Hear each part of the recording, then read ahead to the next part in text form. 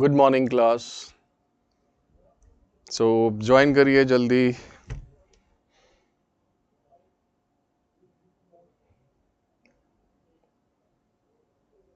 Yesterday we discussed conclusion question and the sheet was pending.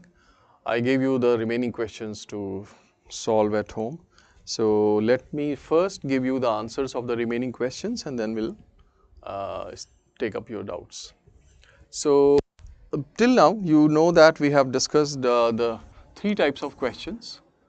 We started with the logical questions. Corollary we did. Implication we have done.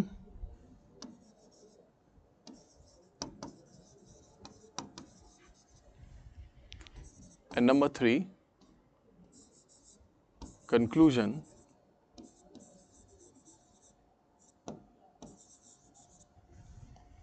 is going on.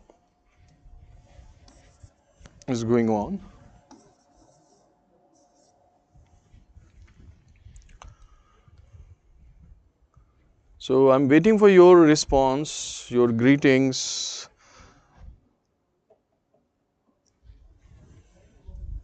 Yeah. So starting from this, the first passage we completed in the classroom. Passage number 2 is very simple, and the correct answer is second statement, C option. Right? The first one is wrong because it says only passion flowers are attacked by invaders. We are given information that passion flowers are attacked, but it does not mean that we conclude that only passion flowers. Similarly, in the third one, when attacked by invaders, passion flower plants become completely defenseless. This word completely is wrong because it is given in the last part, last sentence, with open jaws, worker ants aid the plant. So they help the plant, they defend the plant. So that is incorrect. So this one, passage 2. Passage 3 we have already done. The answer was D, Delhi. Passage number 4, very simple, and the correct option is option A. To increase the productivity, the pioneer workers, did so. So, in the North CSAT section, this is A and C.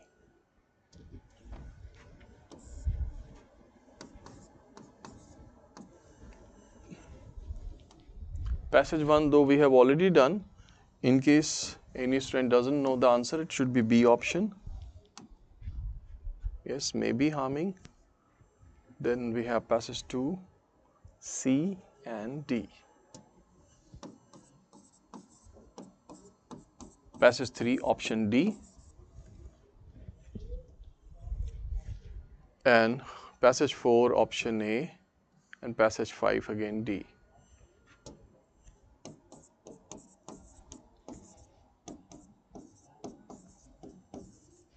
So this is from the non-CSAT section.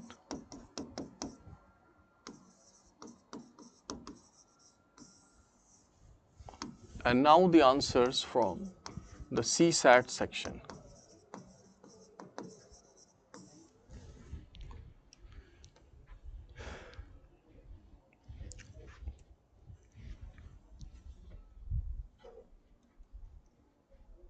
It seems that no one has joined till now because there is no message from your side.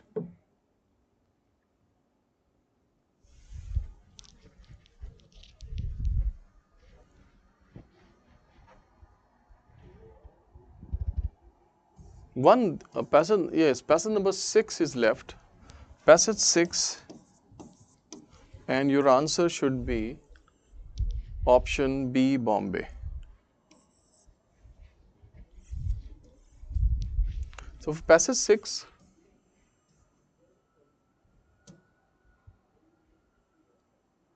in this passage, author tells you about by denigrating food work. Then after the hyphen, it is explained that what is food work.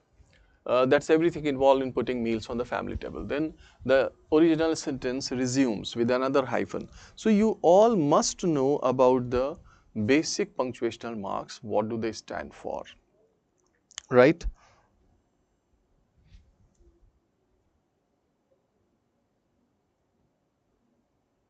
Biswajit, I want you to first read the question first, right? Always read the question first, because once you have read the question, you know that what you are going to, look forward to as a piece of answer. And when you read the para, don't just read the words, rather than look at the functional part of those sentences, right? And in case you come across keywords, of course, they will control the meaning. So your focus on the structure and your focus on the functional part, and your ability to connect with the keywords will certainly make you clear this passage. For example, look at this passage. One thing is that if somebody has read it by denigrating food work, everything involved, you know, everything involved putting meals on the family table, we have unthinkingly wrecked one of the nurseries of democracy, the family meal. So author has told here something that we have done. Even if you do not know the meaning of denigrating, though meaning of denigrate is to belittle something. किसी को छोटा कम कर देना, उसके महत्व को कम करना. Like in social networking sites, commonly you see that the people are denigrating the great freedom fighters, great leaders like Gandhi and Nehru. So denigrating is to belittle someone. So denigrating food work, what is food work, the author has told. So this entire sentence that you read, you should not focus on the word, rather as a whole what they do. So what is the job? It means the author has defined what is food work. And then the original message is here, we have unthinkingly wrecked, means destroyed, one of the nurseries of democracy, the family meal. Okay, so we have destroyed it. I told you, Biswajit, that when you read, your objective should already be clear, that you are going to find out what the author wants to convey, right? So what the author wants to convey, that is your objective to find out. So author has told you here about this, by denigrating food work, we have, unthinkingly wrecked, destroyed the nurseries of democracy, the family meal. Then he goes into the elaboration. Second sentence is elaborated. It is at temporary democracy of table, the children learn the art of conversation and acquire the habits of civility. Now again a hyphen, it means he is going to tell you the details of the civilities. So here, sharing, listening, taking turns, navigating differences, arguing without offending, and it is these habits that are lost. So author is telling you all the effects. The cause and effect is the structure of this passage, where the cause is denigrating the food work, and the effect is that the children do not get an opportunity to learn the civility. So various, and it is these habits, then author writes a kind of conclusive sentence. It is these habits that are lost when we eat alone and on the run. So this paragraph is based on a cause and effect, and then we get to know he actually just telling you that denigrating food work, I mean we have denigrated food work in today's time, is not the only purpose of the author. Rather he wants to connect it with the effect of, and the effect is that the children do not get a chance. So Biswajit, whenever you read, always first thing, what does the author want to convey? Inside you will be trying to, you will be searching for that. And when you read the sentences, just look at their functional part, right? That I call as structure.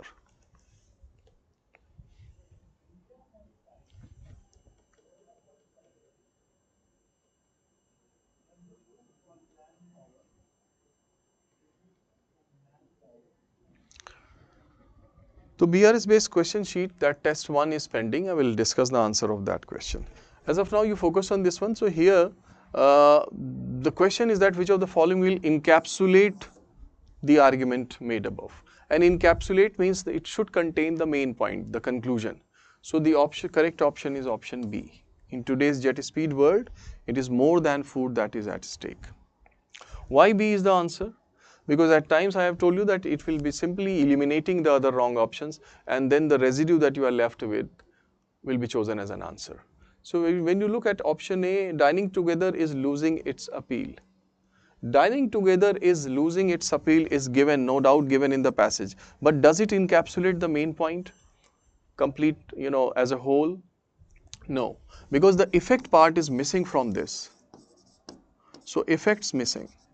How the children are affected and they don't get an opportunity to learn, that is missing here. C option, children learn values at the dining table. Yes, they learn values. We can understand that from the para. However, what is happening now, they are not getting a chance. So here, the that dining together is not happening, or the family meal dining together, or the family meal is not happening together. That is not covered in this part.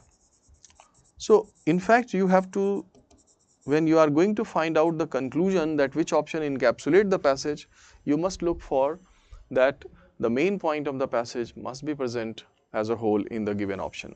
So option B is better option than option A and C. Both A and C are taking one aspect, leaving the other one. Yes. So today's jet speed word. Now where the jet speed has come? Because author has said that we are on the run. It means this is a fast track life. It is more than food that is at stake. Yes. The learning. So the learning is missing, right? Learning for the children. So is that clear, Ms. Vijit? Next, whenever you read a paragraph, just follow this, that you will, those students miss out who just go into the, at a very micro level, they go for the details of that this word they don't know, or that word they don't know. So these kind of things are there, but you should go for a kind of eye word, a bird's eye view. So the bird's view will be that you look at the mapping of this whole paragraph, that what author is saying, what are the different elements present in the paragraph. So I have given you the answer of non-CSAT section. All these six, where already we have done passage 1. We did passage 1 in yesterday's class, then passage 3 and passage 5. And today you have done passage 2, passage 4 and passage 6. After that, we'll go for the CSAT questions. Up now, the question of CSAT.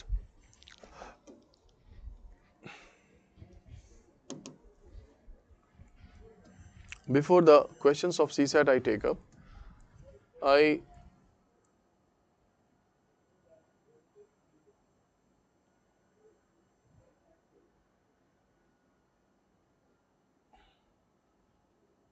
look at this one.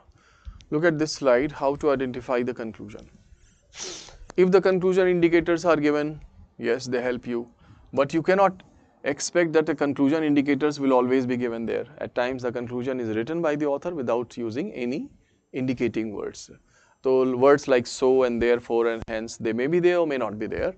But your ability to ask yourself this question, that why and what the author wants to convey. Right, why is he giving the various examples? It will certainly lead you to the main point, the conclusion. Any option that is inconsistent with the passage is always wrong, obviously. So logically, if it does not meet, and because the conclusion should always be based on the given data, the correct answer must be true, not may be true. Must be true does not mean that this word must be there. No. Must be true means that you, as per the given data, you must be sure, you must be certain about an option. So the data must be sufficient. May be true like possibility, you don't have the sufficient data to support it. So it may be or may not be, kind of. Fourth, elimination is the best strategy. I have already discussed with you.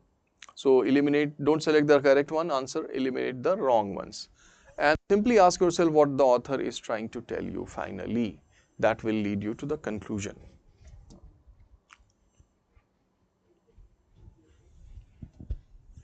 Conclusion questions are asked in different versions. So in CSAT paper, you will see that these different versions are there. Sometimes they directly mention the word, what is the conclusion or assertion or statement is most strongly supported by the passage. What must be true? Again, in a form of conclusion or inference, the same terminology is used. The author is arguing that, arguing for, the main point, which of the following can complete the passage. So a conclusion question is asked in different ways. It goes on up to 10th. Right. So here, 7th, which one of the following is implied by the argument? Implied means the author has not openly said,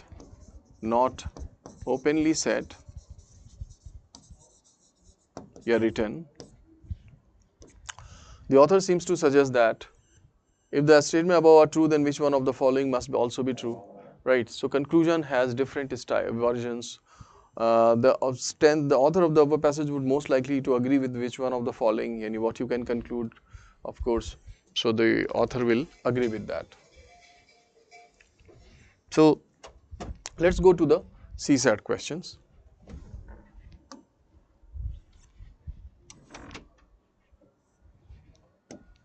What this passage was asked in CSAT 2015 paper, and it's very interesting. And a student who has asked me about the writing style of the BRS, can you tell me which style it is?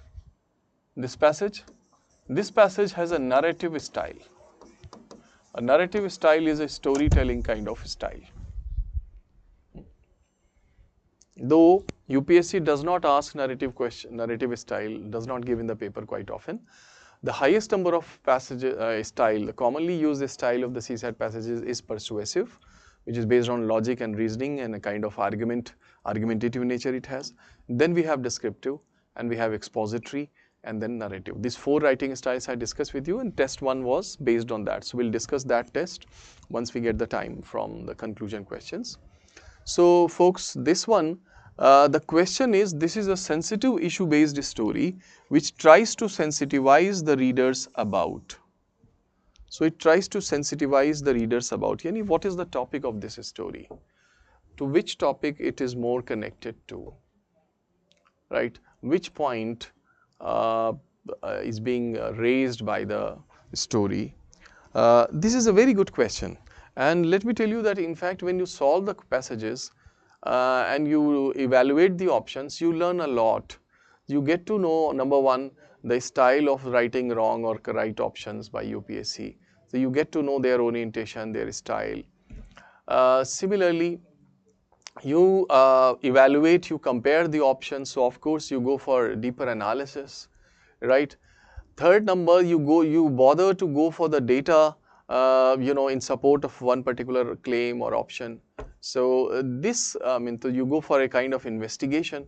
So it helps you a lot to solve various, passages. That's the reason on the day 1 I told you that, concept clarity about the CSAT part, be it maths or RC or reasoning, if it is this much, then just double of it. More important thing is just twice of it you should go for the practice. And then comes the third stage, that you go for the full length test, yani mock test. So in fact the CSAT preparation passes through the 3 phases. Number 1, the basics must be clear to you, but basics alone not sufficient. Second, unless you go for practice. So that's the reason I gave you the practice passages. In case some students who have not done this practice and they are attending the class, they must be ready to face the music. Right? Of course, आपके लिए problem होगी. इसलिए I'm on a very serious note. I'm strongly remind you that whatever work has been assigned to you, you must do it, right? Because the CSAT, if you listen to me, it sounds easier. However, unless you bring it to your practice, तो आपको जब तक challenge सामना नहीं करना, आपको पता नहीं होगा कि क्या challenge है in fact. So you must go for the practice and then mock test. So folks, this one, which option you have chosen? Biswajit and other students. I am getting a very cold response today. I don't know why, but many students have not jumped in to give their answers.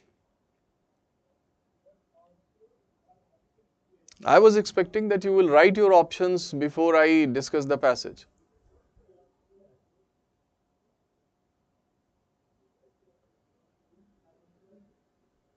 Yes, like that. So please don't wait for me to remind you. You should write your answer so that I should be in a position to see that yes, how do you solve it. Absolutely correct. D is the right option. Influence of patriarchal mindset. And you see the students who have got the correct answer, they have jumped in. Still, I don't see any A or B or C any wrong options. It means the students who might have been confused or who end up choosing options are still lethargic, passive.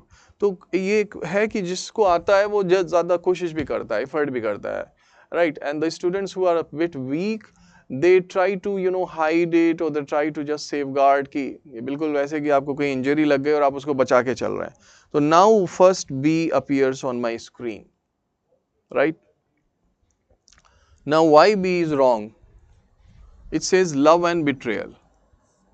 In case you have chosen any wrong option, don't hesitate to share it with me, because unless I bring it to your notice, the wrong part, you won't be able to understand.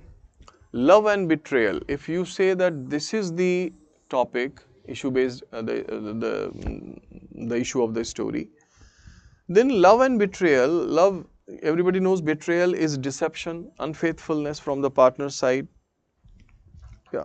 In case you are confused between two or three of all options, you should write it. Don't hesitate. That's what I'm saying. You please understand, it's a one-way communication, right? So when I look at the screen and I find it blank, I have to ask you to, mention. So don't just sit there. मैं आपको नहीं देख रहा हूँ, आपको नहीं सुन रहा. But it's not the same issue with you. So understand my position. Now, dear, this one, love and betrayal. So betrayal is the deception. It should have come from the partner's side. Only then we call it betrayal.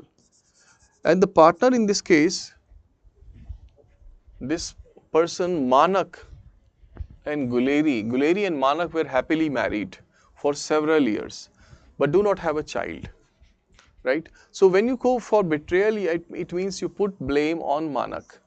However, the written part doesn't suggest it. Manak's mother is desperate to have a grandchild to carry on the family name. In fact, to carry on the family name gives you the clue that it is patriarchal mindset. That the existence of Guleri, another lady who was happily married, even her son was also happy, Manak, with this marriage. However, they didn't have a child. But this thing was not important to the lady. So she, simply overlooked the existence of this, of her daughter-in-law Guleri, and at the expense that the family name should continue. And this is patriarchy. This ideology suggests that. Now, I'm there to show you that why betrayal is wrong. Hence, she gets Manak remarried. So, number one, you remember Manak was happily married. Number two, Manak's mother was desperate to have a child. So, she gets Manak married. It's not written that Manak remarried. In Guleri's, Manak, who acts as reluctant, he was reluctant. He did not readily agree, but passive spectator. Now, this is the one part. The underlined part suggests that it is not betrayal. Then if I take you to the last part, when Manak was remarried and he got a son from this second marriage, and when the son was brought to him, the baby was brought to him, he did not become jubilant, rather his reaction. Manak stares at the child for a long time and blurts out, "Take him away." He stinks of. So, how will you, it means he is still is going through the pangs, right, of losing her his first wife Guleri. So betrayal, if you say, it will be injustice, because the written part does not support that. That's why B is not the correct answer. Similarly, B and A are like same. A says infidelity, which again means infidelity is again unfaithfulness. So again, A is not the correct answer. Lack of legal safeguards for women, C option.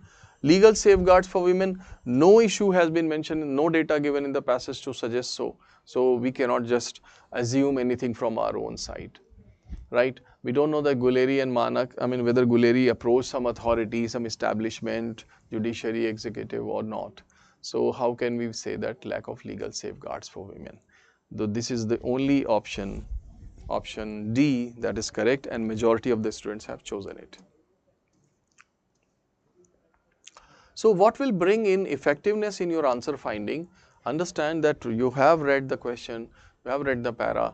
However, when you take up the options, don't just be mesmerized with one positive part, practical or pragmatic part of it. Rather, go through the entire option and then cross check कि ये पूरा as it is है कि नहीं है. चलिए passage number 2 देखते हैं. Passage number 2 was asked in the year 2021. It asks you best reflect the crux. Crux means the main point of the passage. So conclusion is the main point. That's why this question has been given in this sheet. Now in this case, the correct answer should be option B, Bombay. And I know that some students must have chosen option C.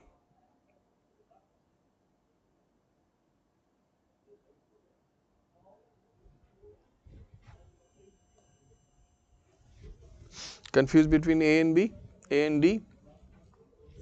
Okay, I will clarify. B is the right answer. So Parth and Anish and Biswajit, you all have chosen correct answer. Some students must be there who have chosen C option. This passage is written by Plato. Plato's theory is there. Now, what he says, and when you are going to find out the crux, it means the main point should be there. So, he says, first of all, aristocratic government. Number one, ruins itself by limiting too narrowly the circle within which power is confined. We all know that aristocracy means it is power centric, but it backfires if it is the very natural characteristic of that governance of that system, if it is emphasized more on that very natural instinct, then it backfires, it boomerangs. So aristocracy already power centric. If it is exerting more narrowly on this power, then it backfires. Second type of system he mentions, oligarchic government. Oligarchy, where a set of people, a group of people are involved, they are at the helm of affairs. So of course, when there are more than one person, then there are chances that they will be guided by their vested interests. So they will strive for bigger share. However, author says if oligarchic system ruins itself by the incautious scramble for immediate wealth, right? If they strive more on this very natural instinct, then again this system also backfires. And then comes but. Even democracy, even word is playing a very important role. All such students who paid attention to this must have got it. Even democracy, it means author is telling you now a positive form of governance system, that is democracy. Even the same thing happens in democracy. Even democracy ruins itself by excess of democracy. So we have seen that three governance systems have been mentioned by the author. Number one, number two, number three, and in all three, the point he has mentioned is that it backfires if it's very natural instinct of that system, that is symbolic. If it is more emphasized or more emphasis is laid on it, it backfires. So even democracy ruins itself by excess of democracy. So excess of that system backfires. Even democracy, it means author is not giving you other forms of governance now, not other systems. However, just even in positive one, the same thing happens. So aristocracy, oligarchy, and even democracy, this happens. Now, I'll address your question. So this is, its basic principle is the equal right of all. Now author has gone into the elaboration of the democracy, right? Only the democracy, and he mentions about this. Its basic principle is the equal right of all to hold office and determine public policy. This is at first glance a delightful arrangement. That's what I said, कि democracy के साथ उसने बोला, but even democracy, because it is a positive, delightful arrangement. It becomes disastrous because the people are not properly equipped by education to select the best rulers and the wisest courses. So he connects this problem of democracy, where excess of democracy will backfire, and he connects it with the lack of education of the people, right? In case a student has chosen C option, that education of all citizens ensures a perfect, functional and sustainable democracy, is doing a fundamental error. And that error is that why, when the question is asked you to find out the crux part of the passage, any the main part of the passage, then why this C option is only related to democracy, though author has mentioned about aristocracy and oligarchy as well. So it means that the point that the author wants to convey is something else, right? And your answer should have that main point, the gist of that paragraph. So the gist is not present in the C option. A option, human societies experiment with different forms of governments. This is just one, this is again not representing the gist of the passage, the crux. as the question. Human societies experiment with different forms of government. Just imagine and go for the reverse approach in case you are confused. If this is the crux, then what kind of passage you expect? Why the author is talking about a particular system of governance fails itself when it emphasizes more on that exclusive characteristic of it. So it means that option B, any form of government. Now the students, when you read any form of government, it hits you like going to be extreme, any form of government. But we get the clarity from the word even democracy. So after negative, he has told you even that in positive also the same thing happens. So that's why B is the right answer. Option D, having a government is a necessary evil because tyranny is inherent in any form of government. You see, the author has not said it at all. And this option is actually inconsistent with the passage. Logically does not match. It does not say that having a government is a necessary evil. Notice that having a government is a necessary evil is not the point. Author is saying we have the system, you have a certain government. However, if there is a more emphasis on that very exclusive characteristic of that government, like aristocracy, powers already power centric, अगर आप इसमें और ज़्यादा exert करते हैं to make it more power centric, then it backfires. So D option has simply not taken the gist of the passage.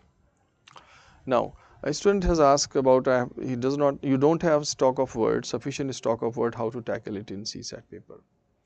First of all, understand that in case you have the language sense and you may not have sufficient stock of words. However, when you read the para, you make out the sense because your language sense helps you. You know the other words, even if you do not know all words given in the para. So those words help you. Very rarely it happens that the author writes a word and all the answer revolve around that word, and if you do not know, so you face problem. That may happen. Or the other day, as one student asked, and at that time I addressed this issue, and I said that even this problem become more terrible if the options contain such words that you do not know, and the options happen to be small ones, one worded, two worded. So there you do not have much leverage to apply your brain and take out the sense. So this language sense you must depend upon. Okay, and because you never know that which word will be there that you know or you don't know. But however, having said that, I must emphasize on this point that since UPSC says that a graduate should be able to clear it, so such words that should be understood or known by common people, by by graduates or by most of your classmates, and you do not know, that's an alarming situation. So I have shared with you those 4 PDF files containing the regular or critical vocab for RC section. Have you gone through that? Yesterday it was shared with you. It says critical vocab 1, 2, 3, and each sheet contains 40 words. So the last one contains, I think, more than 40 words. So in total there were some 240 or 230 words. So you go through that, okay? And if you say that, sir, aristocracy I don't understand, or maybe betrayal I don't understand, so these are the common words, right? Oligarchy, because you study these words in the GS paper as well. Now coming to passage number 3. Passage number 3. Which option best sums up the passage? The correct answer should be option B.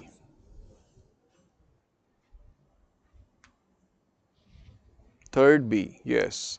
Bidisha, Biswajit, and Parth, Anis, you all have got correct answer, right? Priyasmita. And if you get, those students who get one answer wrong or right, it's beginning of logical question. It's not that day in, day out you have been solving these questions. So have patience. In case you have got 4 or 5 answers wrong in a row, rather than jumping to guns ki I cannot solve it, it is beyond my capacity, completely unintelligible. Don't make this kind of generalized judgments. Rather, dig in more, and I believe that gradually you will pick up. So as you have solved 10 or 15 passages, after that there will be a realization, and you will get to know that what are the basic things that you are missing out, right? So, and I have told you that your approach, your methodology should be very disciplined. That is, read the question first. It says best sum up the passage. Best sum up means the main point of the paragraph should be there. The author might have written his main point openly, explicitly, or in an implied manner. So, and then you evaluate the given options. So author says when we generally talk about democracy, but when it comes to any particular thing, we prefer belonging to our caste or community or religion. Then author tells you the effect of this. So Biswajit, look at the functional part of the sentence. So long as we have this kind of temptation, our democracy will remain a phony kind of democracy. Phony means fraudulent, ingenuine. So a student may say, ki, sir, I don't know phony, that's acceptable. However, if a student says that I don't know betrayal, or I don't know aristocracy or oligarchy, that is not acceptable. Okay?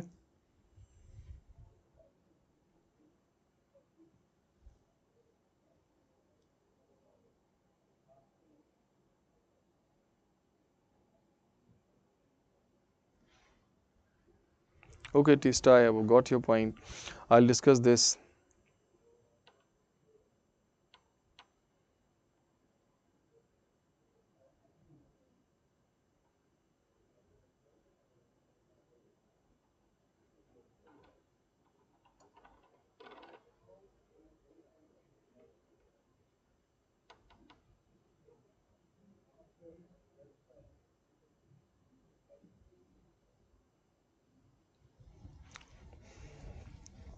All right.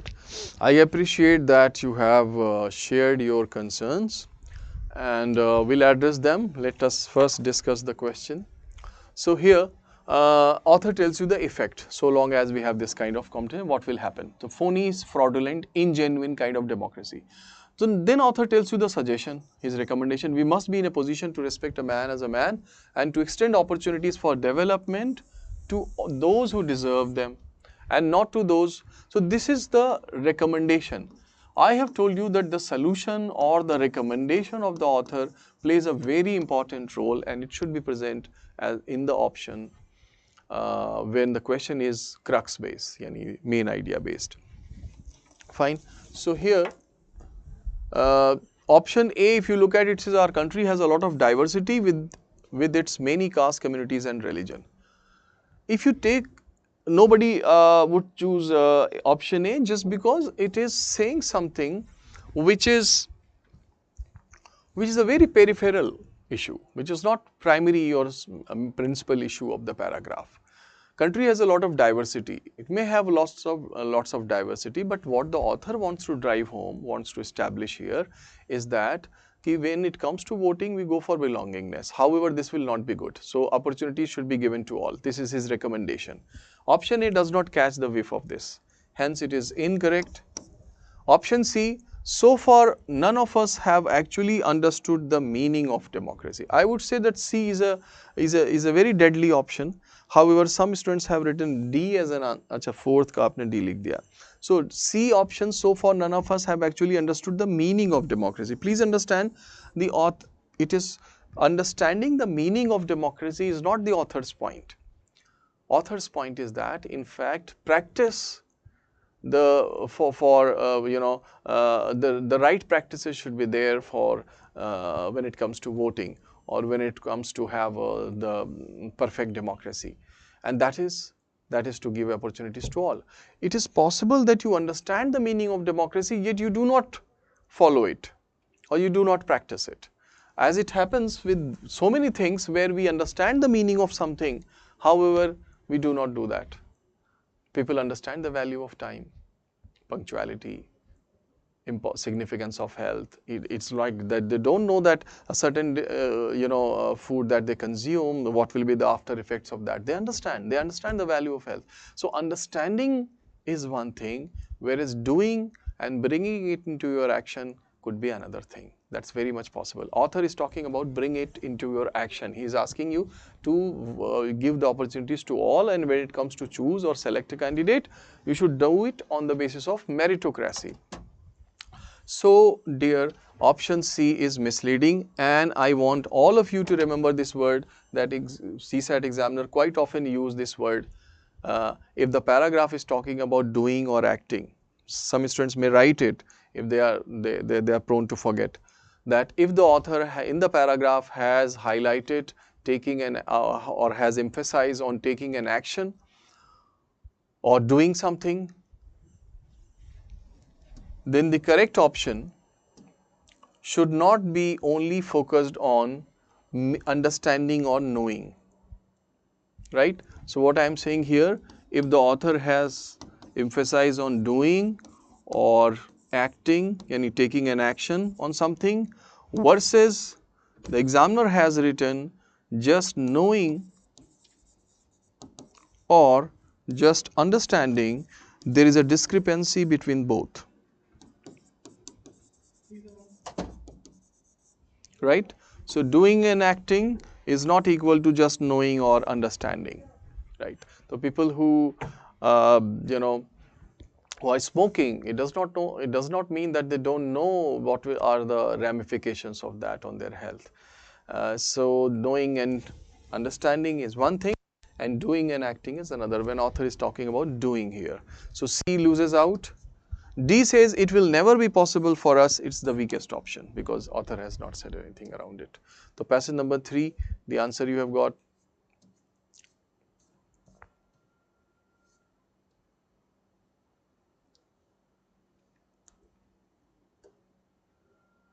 So 1, 2. So in the CSAT section, the first one was D, passage 2, answer was B, passage 3,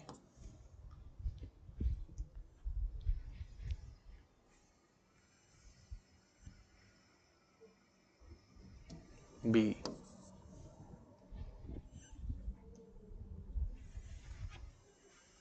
Now, before I give, so I give you the answer for fourth one, and there are you know, 2-3 doubts or concerns that I need to address first. For TISTA, as we have mentioned, that sometimes you get allured by an option, and so and then you stop thinking and you just go for that option, right? So this is a very common tendency, you know. But how, you know, but you should understand that actually it's an aptitude test, and an aptitude test is not just based on the knowledge part. It is in fact based on various things. It evaluates you on knowledge, evaluates you on intelligence, evaluates you on your mental prowess, right? So everything is playing a role there. So TISTA, you must expect that such options are written with an deliberate, with the, you know, with the intended effort by the examiner to in fact catch your attention. However, they are not the right answer to the question. So after, you know, this sheet, I will show you some of the questions, you know, those specific questions for the aptitude, जहाँ पे ऐसा होगा कि the question is asking something, however the option is saying something else, but it is so positive that you forget the question and you go with that. So this awareness that this kind of things are done deliberately by the examiners in the options will in fact save you, and that is the reason your entire approach should be you know, redefined. That is number one, that when you read the para, read it with clean slate. And you don't carry your own perception or preconceived notion. You understand what the author is trying to say. And when you read the question asks you a certain specific information from the passage. So keep the question on your mind, and then, you know, from the passage you find out that what should be the answer. Then evaluate the option. देखिए, आपको clarity of the question, that what kind of specific information you need to find out, that should be, you know, that should be very, very clear in your mind. So this awareness of this thing, this type of game is played. So always cross check it. I think it will save you. The other person has an issue of vocab. Of course, if you go in high steam, you start building your vocab from the Hindu or the Indian Express, then there will be scores of words every day. So how much time will it take to write down the meaning, and then let alone the mugging part, cramming part. Of course, that will be a very tedious job, and after some time you will leave that. So I suggest you that you should start with those specific words that are must and that are critical for your CSE. For example, the words that I shared with you are critical for RC passages. Now if you leave that and you go for the editorial columns or guest columns of the Hindu, there will be lots of words that you do not know. So please don't go, because you don't have time. You are in the fast track. 2023 is your aim, right? And GS and optional and all that are there to take your time. So please make judicious decisions and don't go in this kind of practice, exercise. Yes, अगर ये होता कि आप under graduation है या graduation चल रहा है and you are going to write this exam after 3 years or 2 years, at that time you have plenty of time to, in fact, to take this circumlocucious, kind of path, and then prepare your vocab. Next is चलिए, आप किसी ने लिखा RC तो हो जाता है, but sir always RC is time consuming. RC is time consuming, but let me tell you that practice will actually shorten the time. So the speed will come when you go for plenty of practice.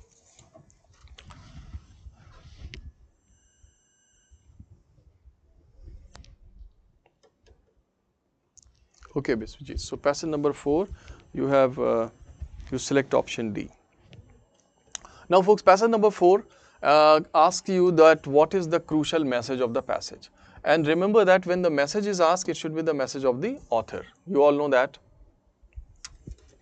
It should be the message given in the passage. We have done it in BRS, the main idea based kind of questions, and conclusion is more or less the same thing.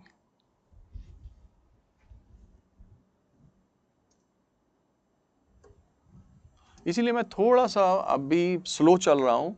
I'm not, I'm giving you sufficient time to discuss all the wrong options so that you pick up. And when we solve inference and other question, there it will help you to, because you are aware of the symptoms or characteristics of wrong options here. So crucial message implied in the passage, may not be openly said, right? Implied in the passage, not openly said. Now this passage, Biswajit, as I told you to look for the structure, it says India has suffered from persistent high inflation. Oh, all right. Increase in administered prices, demand and supply, XYZ, depreciation and speculation have, after that a hyphen, have combined to keep high inflation going. All right. So these are the causes for high inflation. India is suffering from persistent high inflation. What are the causes? Causes are given in the second sentence.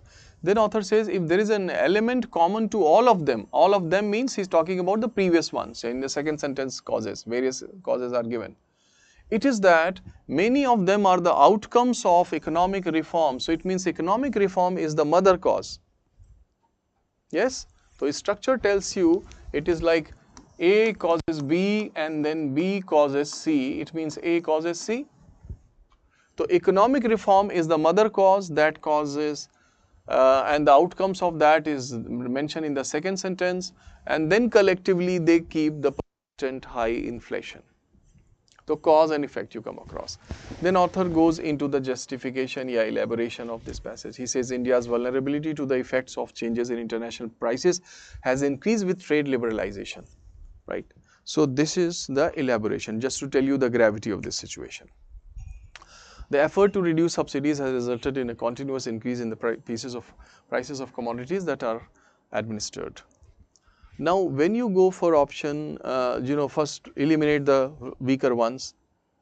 Option A says, under the present circumstances, India should completely avoid all trade liberalization policies and all subsidies.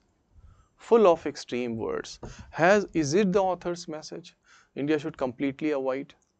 There are two ways when the problem is described. Let me tell you, because I am talking about the logic now. Whenever, so there are certain rules of logic that you should follow. For example, that if for an occurrence there are more than one causes, then if the occurrence, you are told about the occurrence that it has happened, how are you sure that one particular cause must have taken place? Because if there are more than one causes, then you are not sure about one particular cause. Like we did in the past examples of, like, if he eats ice cream, he catches cold. Yeah, if she winks, he jumps out of the window. Yeah, those guys. So the established logical rules you must follow. Author has told you about a certain complexity, about a certain problem, that this causes that and that causes that. He has not told you that this problem cannot be solved. The problem, the situation can be bettered. So when a problem is described, the two options are there. Number one, it can be bettered, it can be tweaked, it can be corrected, whatever you say, सही किया जा सकता है उसको, एक तो ये है. दूसरा हो सकता है कि ये अब नहीं हो सकता सही. You should just go for an alternate route. So author here has given no clue that it cannot be corrected, cannot be true. So one should not jump the guns and choose option A, which is very loud and extreme, that India should completely avoid all trade liberalization and policies and all subsidies. And it has come to a judgment that no, it cannot be corrected, it cannot be changed. Option C, there is no solution in sight for the problems of containing poverty and inflation in India in the near future. No solution. Author has not made any comment about the solution. The situation is complex, but he has not made any, so A and C should have been kicked out. Option B and D. B says, due to its peculiar socio-economic situation, India is not yet ready for trade liberalization process. Due to what? Due to its socio-economic situation.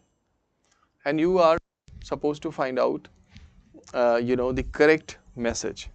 D option, you compare it with, it says economic reforms can often create a high inflation economy. Economic reforms can often create a high inflation economy. Yes, we say economic reforms, they are the outcome of economic reforms, liberalization of economy, and often word is written there, not always. So it's a very balanced, right, and not making any extreme notion here. Often create a high inflation economy is acceptable. D is the better option. Due to peculiar socio-economic situation, since the socio-economic situation has not been described in detail in the paragraph, so we are unable to establish this link that due to this socio-economic situation, India is not yet ready for trade liberalization process. For option D, you have the backing from the passage. For option B, you do not have sufficient data support. So fourth, the correct answer is option D, Delhi.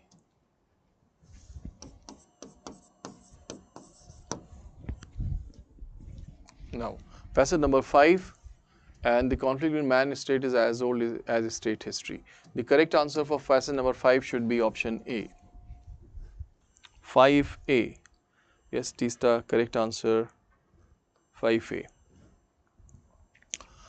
Because there are other options are wrong. Number 1, author has said the conflict between man and state is as old as state history. Our state history is a very old thing.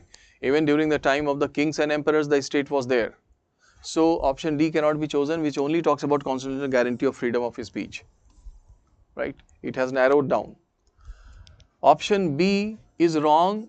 It says anarchy and chaos are the obvious results of democratic traditions. Go to the last sentence. Author, examiner, what he does, he just distorts the given information. So author has said here, it is obvious that if individuals are allowed to have absolute freedom of speech and action, please remember this condition. If is written there, if individuals are allowed to have absolute freedom of speech and action, the result would be chaos, ruin, and anarchy. If absolute freedom is given, then the result would be that. So the condition has been simply overlooked by this option B, which says anarchy and chaos are the obvious results of democratic traditions. How can we say that? Unless this condition is given that if absolute freedom is given. So B is simply doing a discrepancy, or is discrepancy, like yesterday we discussed different type of discrepancies. This discrepancy, that author has written something on a conditional case. He has written something based on a condition. So it's a conditional case which has been converted into a general case by the examiner. So you must notice कि अगर condition है तो condition should be present there in the correct option. Option C, old values, ideas and traditions persist despite the dynamic nature of human society. You know, there is a trick used by examiners to write the wrong options with matching words. Matching words, the same words or phrases taken from the options and written in the wrong option. Right? Because the chances are that those students like Priyasmita, Spandan, they all have chosen C option. And they were trapped by this. क्योंकि आपने देखा कि अरे same words वही हैं. So in totality, sometimes you do not look at the message that emanates from the wrong option, that comes out of this wrong option. Rather, your attention is diverted towards the same phrases. So let me show you this. अब देखिए, ये कहता है old values, ideas and traditions have persist despite the dynamic nature of human society. The word is this. When the author tells you that what is the reason, what is the cause behind this state and behind this conflict between man and state, he says this is primarily because of the dynamic nature of, look at the matching words, dynamic nature of human society, where old values and ideas constantly yield place to new ones. So the old ideas and values, they change and they give the place to new ones. The new ones take the place, and because of that there is a conflict. This is the primary cause. However, option C says old values, ideas and traditions persist despite the dynamic nature of human society. So this option C is not, does not sum up the passage. The main point is not there in the C option. Because this says that it keeps changing and it gives the place to the new ones. So option C does not convey the same thing, and you should have noticed the word yield place and persist. So this option C is merely taking a logical deduction from the passage rather than choosing the sum up. So sum up means the main point should have been present. Just like I shared with you the analogy between orange and juice. So when you are asked to find out the juice, like which option sum up the passage, you cannot end up choosing seed or peel or pulp. The main content you should have chosen rather than C. So C is wrong and you are left with option A, remains unresolved. This is the only option. Passage number 6 now. Passage 5, option A. Passage 6. This passage was asked in the year 2021. CSAT 2021, and I suppose nobody would have done it wrong because this passage, the option is very palpable and it should be option C. Climate changes increase the criticality of water resources while simultaneously threatening it.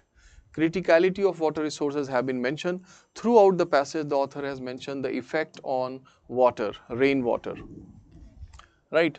This study is mentioned that on impacts of climate change over the Kaveri Basin of Tamil Nadu using regional climate models showed an increasing trend for maximum and minimum temperatures and decrease in the number of rainy days. These climatic shifts will have an impact on the hydrological cycles in the region, lead to more runoff and less recharge, and affect the groundwater tables. So further, there has been an increase in the frequency of droughts in the state. This has driven farmers to increase dependency on groundwater resources. So it is the impact on the water that is discussed here. Right? Option, if you choose any other option, you are supposed to find out the crux of the passage. So development of regional climate models helps in choosing climate smart agriculture. The passage does not talk about climate smart agriculture practices at all. It should have the main part, the juice of the passage. B, heavy dependence on groundwater resources can be reduced by adapting dry land cropping system. This is not the crux of the passage.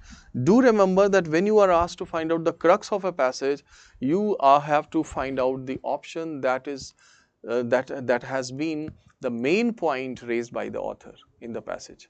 You are not supposed to find out any alternate solution, make any kind of smart logical,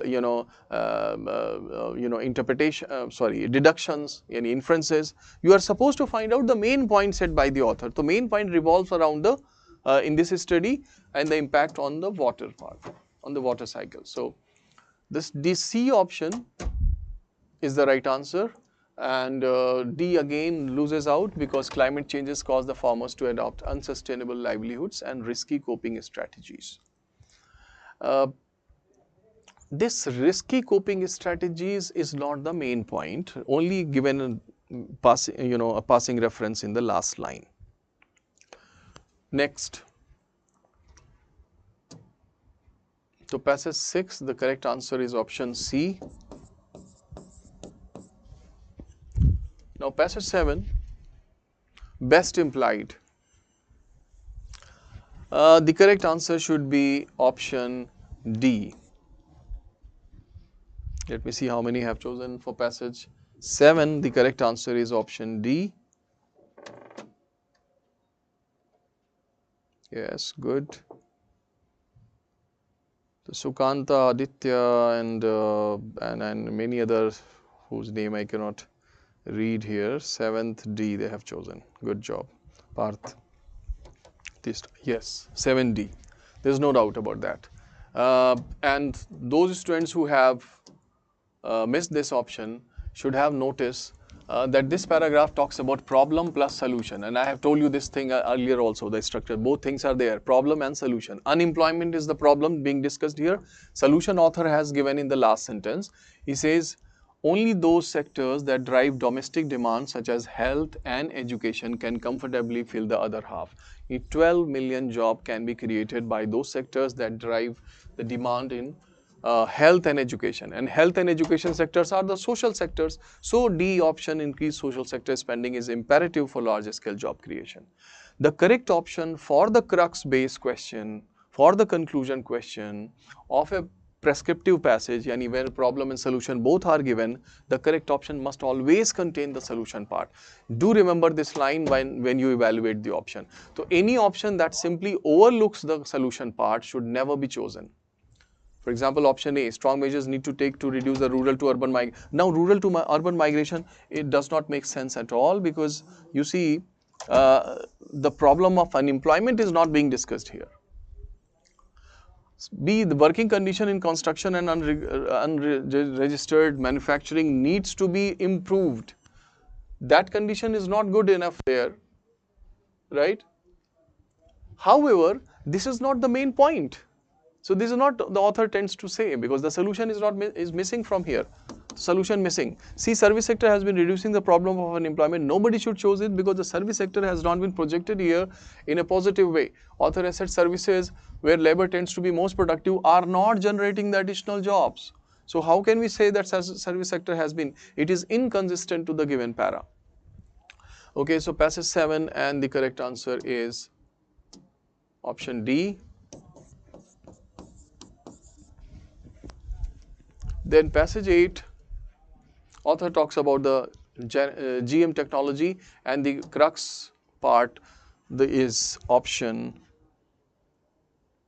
C option. Biotechnology's role is not confined to the current priorities of developing GM crops. 8th options, passage 8, answer is C, and I can see many students have written 8th C. There is nobody who has missed it. 8C, Sukanta has got correct, yes. Sahib has also written 8D, C. Good. So, needless to discuss because nobody has got it wrong. Biswajit, I wish you have not chosen option B. Finally, I was thinking that I have come across a passage that I can sail through without, that I can skip, without without discussing it. But anyway, no issues. Biswajit, you have chosen B option, which is biotechnology is not currently used in climate change mitigation and adaptation mechanism. What is the question? Your question is that to find out the crux, you have to find out the juice, not the pulp, not the seed. So option B is more like a pulp. Biotechnology's role is not confined to the current priorities of developing GM crops. Author के इस orange से आपने उसका juice छोड़ दिया. Is not confined to the current priorities of developing GM crops. Look at this passage, beginning part.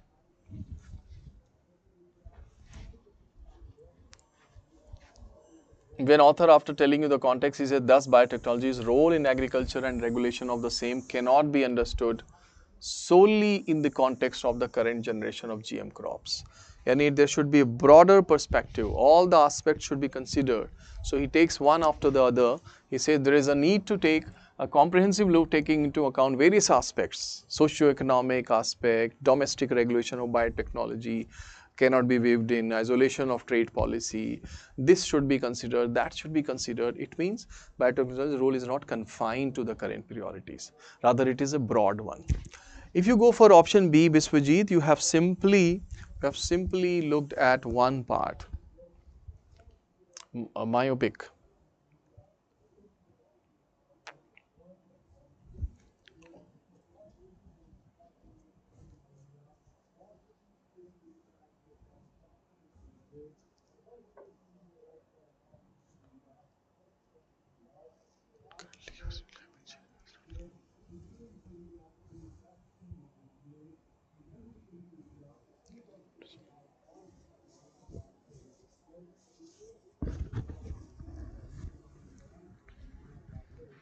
We have only focused on this part. Not using biotechnology as a part of the climate change action plan cannot be an option. But this is only one small part. Overall, you have to find out the crux. So Biswajit, this time you actually forgot the question, and that's why, and you did not compare the given options. Next time, don't miss out. You are being asked to find out the main point in this sheet, the crucial message, the crux, the conclusion, sum up. Now, passage number 9 to passage 8, आपका answer हो गया C. For passage number 9, this is again this passage was asked in the year 2020. Yes, 2020. And this one is tricky. Here, if you commit an error, passage number 9,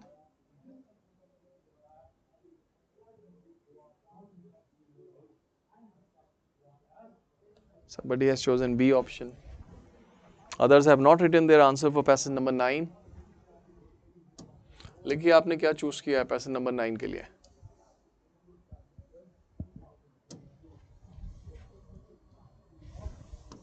Passage number 8, the answer was option C. For passage number 9, this was an interesting passage, and here some students have chosen option B, Bombay, whereas I can see Priyasmita has chosen option A, so has Anis and Mijanur.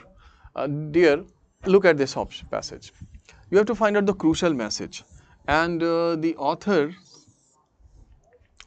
message is, first of all, he tells you our urban bodies cannot possibly ensure sustainable delivery of water in our cities unless financing mechanisms are put in place, right? And then he justifies his claim that why financing mechanism is required, because water delivery requires heavy investment. He tells you the reasons that why water requires heavy investment. Right? So unless financing mechanism is put in place, how do you know that financing mechanism has not been put in place because of the inefficiency of the local government, local urban government? So B option, urban local bodies are not efficient enough to meet the water requirements of our cities. You are not given any data about B option. Let me see that financing mechanism has, unless it is in place, it cannot be done. Then you don't know that whose responsibility it is to in fact set in the financing mechanism, to put financing mechanism in place, whether it is the central governments, state governments, or the local urban government. We don't know this. look at the last part, because your option must have get the backing from the passage. Last part, author says, after telling you that water requires heavy investment, that's why financing mechanism should be in place. Then he says, if our cities were rich enough to meet the entire cost, water could be delivered free. They are not. If the cities were rich enough, it's an imaginative clause talking about the present, but in imagination. If the cities were rich enough means the cities are not rich. If they were rich enough, the water could be delivered free. It means that, and since they are not rich, it means water cannot be delivered free. It means there should be some charges, right? So it means water cannot be delivered free. Hence, option A is the correct answer. Urban local bodies must recover costs through user charges. We get support for only this option A. Option B, I have already mentioned that no data for this, that they are insufficient. Option C, water shortage in our cities is a perennial problem, perennial, very old. Okay, fine, but that cannot be solved. This part is wrong. And then D part, in the view of the water crisis in our cities, there is an urgent need to limit the position of the cities by adopting an upper limit of, nowhere author is talking about the population size. So it should not come from your side. So since other options are faulty, hence we are left with option A here. This was interesting. So passage number 9, option A. So that's the reason in the conclusion it was written there, the answer should be in the must be true category. It means as per the given data you must have evidence for a certain option. So you cannot choose an option that is maybe, like they may be inefficient. However, we do not know from the passage. So sometimes some social truths, some experiential things are also written and we get along with that. We should, however, must cross check that what is the data and in which support it is. Now passage number 10. Author talks about the solid waste management and health, right? And then he talks about the specific problem and the question says, in the context of India, which one of the following statement best reflects the critical message of the passage? The critical message should be there, and the critical message is option C. Solid waste management should be integrated with the maintenance of drainage and sewerage networks. That's what author has said. In India, we do not focus on this. So C is, everybody must have chosen for 10th. 10th C, good. So I need not to discuss this one. Passage 10, answer is C. Let's go to 11. This passage talks about TB patients, the various problems they are facing, right? They are facing various problems and lack sufficient nutrition, suitable housing, little understanding of prevention. TB then devastates families, makes the poor poorer, particularly affects women and children, and leads to ostracization and loss of employment. And the truth is that even if TB does not kill them, hunger and poverty will. Another truth is that deep-seated stigma. I have underlined or inculcated these words because they give us the notion that TB's, the problem patient, faced by the TB patients is not only monetary in nature, is not just poverty, but it is the treatment meted out to them by the society also plays an important role. So ostracization and deep-seated stigma is the society's outlook.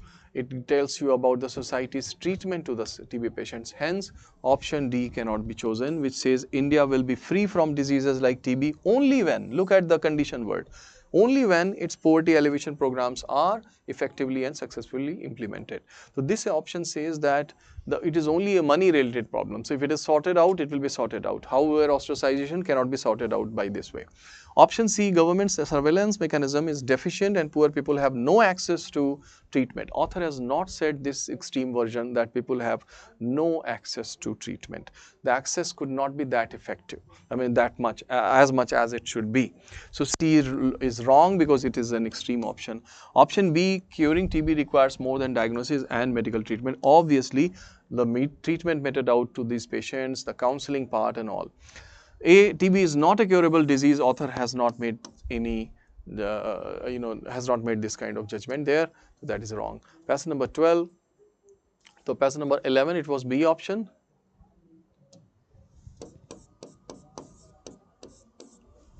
Now passage number 12 talks about what the passage argues. right? And the passage argues for D option in favor of participation of people's groups in city planning. Because the city planning till date, he says that it has not been right, and mostly it has overlooked the need or the interest of the common man, the working class, right? The poor people or the working people have historically been neglected in the planning of our cities. And then for large number of citizens, yet we continue to plan by the old ways. The old ways is that the static development plan, which is, what is the static development? That draws exclusively from technical expertise, distance from people's life experiences and needs. It means people's life experiences and needs must be considered, must be taken into fold, and actively excluding large number of people, places, activities and practice. So since the people have been focused here, so that's why D is the right option. If anybody goes for option A against the monopoly of builders, now this is coming from your side, not given in the passage. We know that builders in our, commonly in our Indian urban areas, they play more kind of monopoly is there, and the interest of the elite groups, but it is not given in the passage, so we are not supposed to choose this. Option B against the need for global and smart cities, not at all, it is totally wrong. C in favor of planning cities mainly for working class and poor people. I have told you to be watchful of these contextual extreme word, mainly for working class and poor people. Now a student who chooses this does not understand the author's complete notion. Author is not saying, since earlier there's the interest of the working people or common people were overlooked, so now it should be mainly for the working people or common people. Rather, his point is that there should be everybody's interest should be taken care of. Even the people who are at the lower pedestal, the working people, the common people, the poor people, the poor. So all their interests must be taken care of. Hence, C leads out to option D. It is more of participation of people. So passage 12, D is the right answer. So Vidisha, you missed out because you chose C, right, and rest of you have chosen D. Correct answer. 13th passage. This passage was asked in the year 2021, and so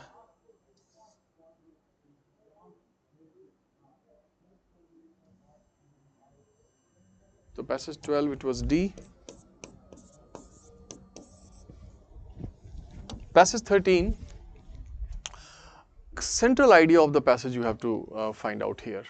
And you see the passage author has not hesitated. He is saying that the school education system is not up to the mark, and the way they are taught, the way they are taught. They are not taught to ask questions, and they are not taught the real things, as the author has mentioned in throughout the passage, right? Equally important, do we teach them how to ask questions, or do we teach them only to passively receive our wisdom? From the cocoon word of school, now the adjective cocooned describes it. So the students, I always emphasize that RC section mein you have to be careful of the adjectives, adverbs, because the adjective and adverbs will give you, and some of the verbs, they will give you the attitude of the author towards the topic that he is talking about. And then you have to focus on the verb forms, because the verb will give you the information about the time zone, the probability or certainty, right? So these three parts of speech play a very important role in your RC. Adjective, adverb, because they will reveal the author's attitude, and verb because they reveal various other things like time and whether the action has been done or not, or future hai ya past hai, or they give you the sign, the sense of probability also. Certainty or probability, for example, can and may and could. So from the cocoon word, cocoon is where people are overly protected. Correct answer should be option D. To be a better citizen, the present world order demands societal and life coping skills in addition to academic content. The author is saying that academic content is fine, but you should also teach them the real issues. We teach them physics, maths and history and what have you. What have you means it is like ETC. For examples, we write this one. So like ETC, what have you, we write. But do we teach them about the bitter caste divide, yani the reality, the actual things about the specter of famine, about the gender sensitivity, about the possibility of atheism? Equally important, do we teach them to ask questions? So life coping and societal skills is the right option. In case a student has chosen option C, which says preparing the children to be better citizens should be the responsibility of the education system. Yes, it should be the responsibility of the system of education, no doubt. It's a valid inference. However, when the author has raised a specific issue that they are not being taught this way, life skills and coping societal issues are not being taught, so we should go for the specific answer rather than a generalized one. So C is generalizing and not mentioning the specific point raised by the author, hence it loses out. Option B, emphasis on the academic achievement does give time for development of personality and skills. Actually, this is inconsistent to the author's point. He is not merely happy with the academic content and academic achievements. He says that the additional thing should be there. But this B option is saying something opposite to what the author has said. A option, school curriculum is not compatible with the expectation of children and parents. You know, nowhere the expectation of children and parents are given. It is the author's expectation that is mentioned in the passage. So 13th, it should have been option D.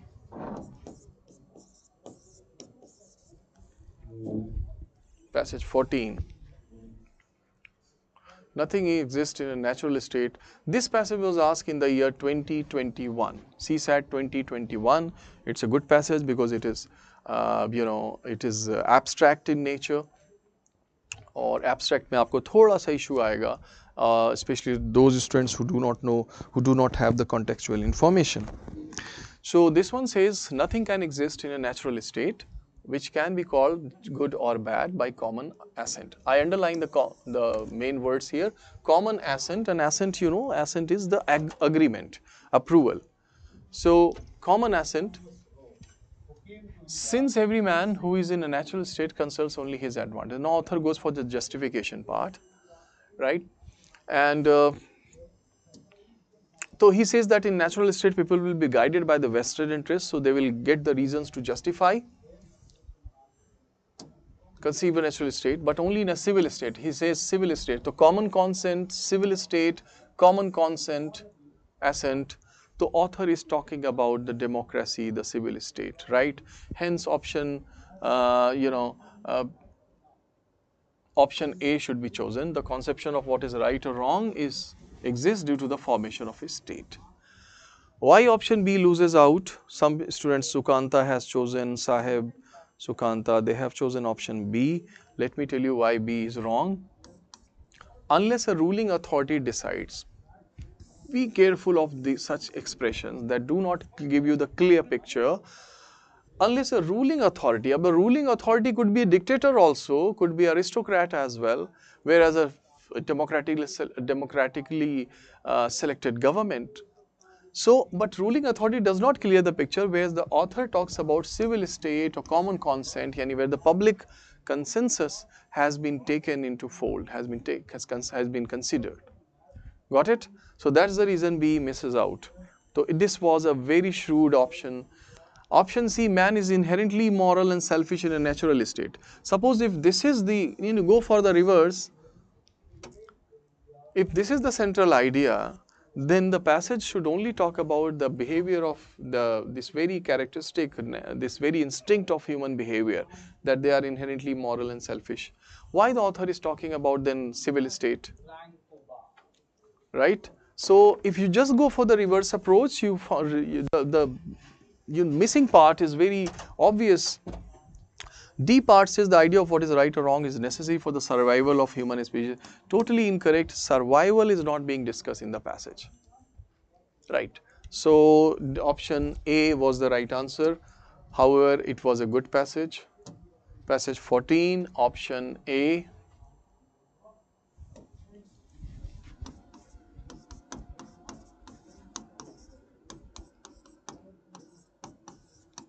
And now passage 15. The last passage. In the last passage 15, please write your answer for the 15th one. Spanish ships in the late 16th century first brought the tuber from South America to Europe, fired by in the early.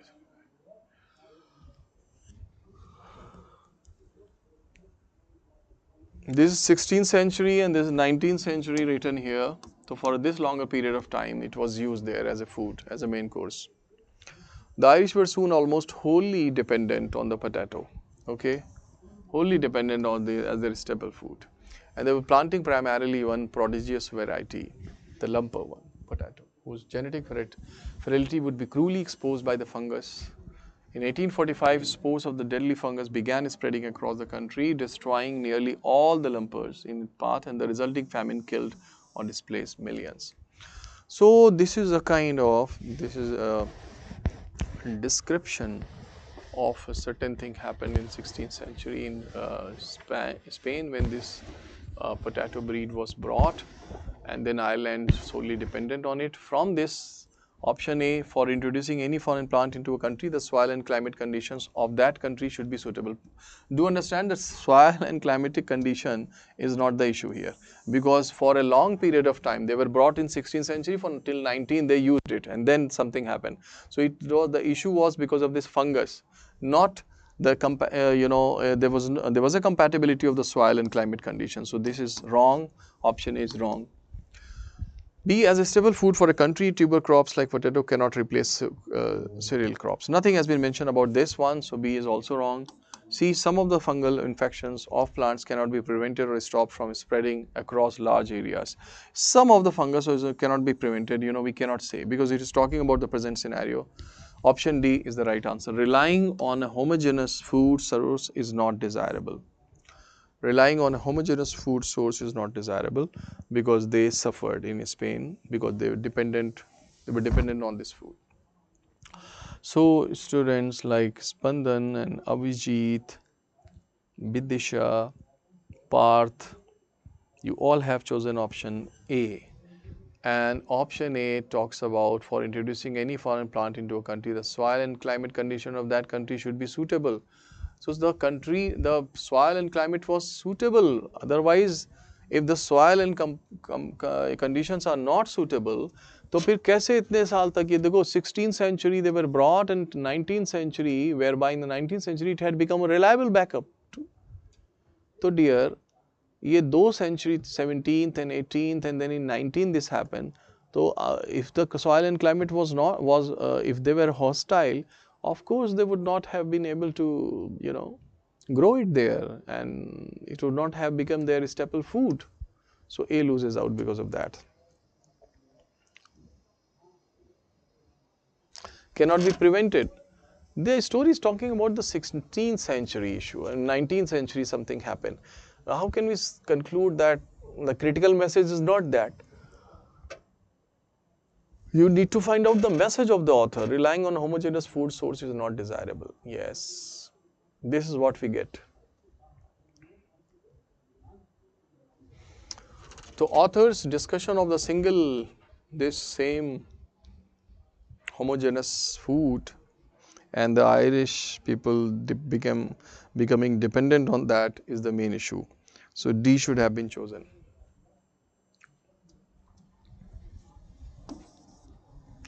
Now you have this is the score.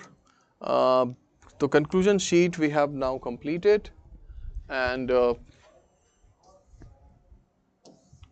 as now some of the basic points that we need to remember is that a conclusion question demands the main point. It can be asked in various forms, as key message, as central idea, as encapsulate, or best sum up, right? Or the author argues for, or what is the author's suggestion. If the author has written in problem and solution format, any prescriptive passage, then the solution must always be present in the correct option. Any such option that does not mention the solution part should never be chosen, right? That point is clear to you. So some of the important points I'm recalling so that the takeaway from this sheet must be clear to you. So dear, number one, that yes, the scores you please write down. Biswajit 13, very good. Sukanta 13 out of 15, pretty good score. Others also need to write. Meanwhile, I keep revising the main points. So conclusion, the final summation or the main claim, various forms in various ways, various versions are there to ask conclusion. Particular type, I have told you that if problem and solution both are given, the solution must be present in the correct option.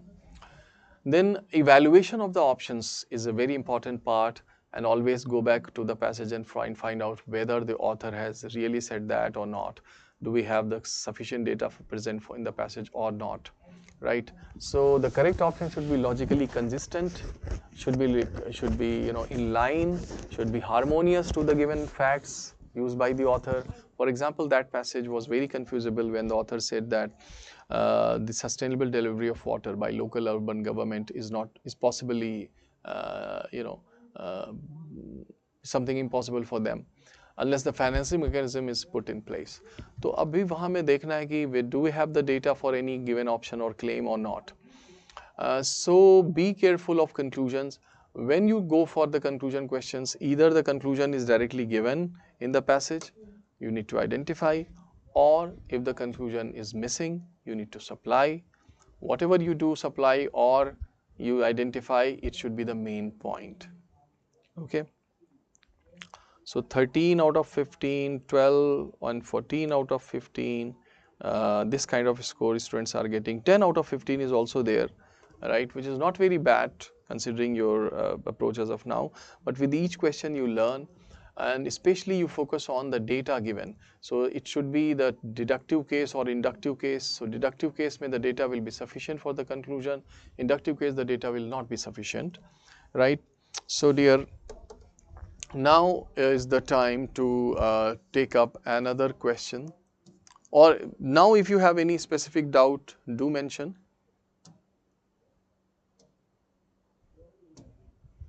So we have done these three types of questions: corollary, implication and conclusion.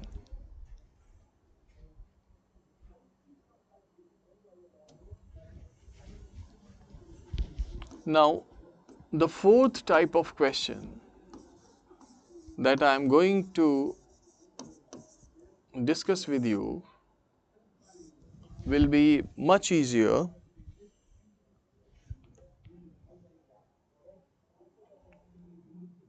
Is there anyone who has got 6 out of 15, 5 out of 15, 2, 3 out of 15? Or there is no student who has got less than 10? So mostly have got 13 out of 15, 14 out of 15 or 10 out of 12 out of 15. Inference is our next logical question. Very commonly this question is asked in CSAT papers. If you ask me, I will tell you the data that in the paper of 2017, CSAT 2017,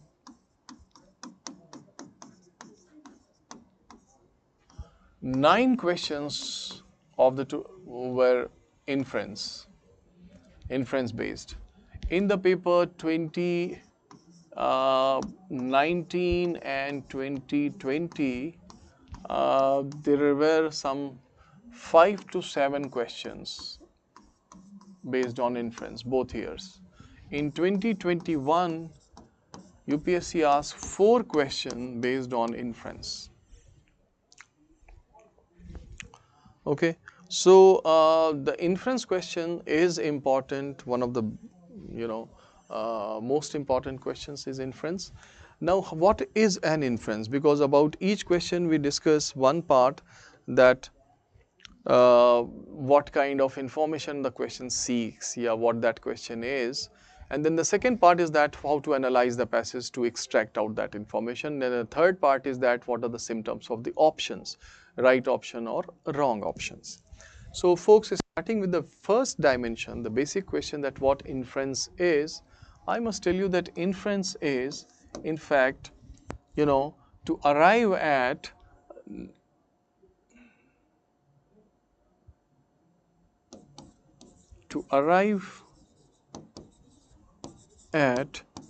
unknown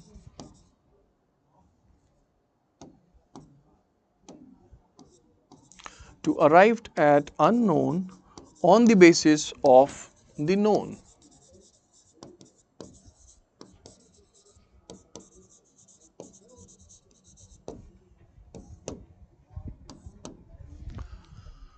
What has not been said, what has not been given in the paragraph, on the basis of the paragraph, any known part, when you arrive at the unknown part. So the known part is,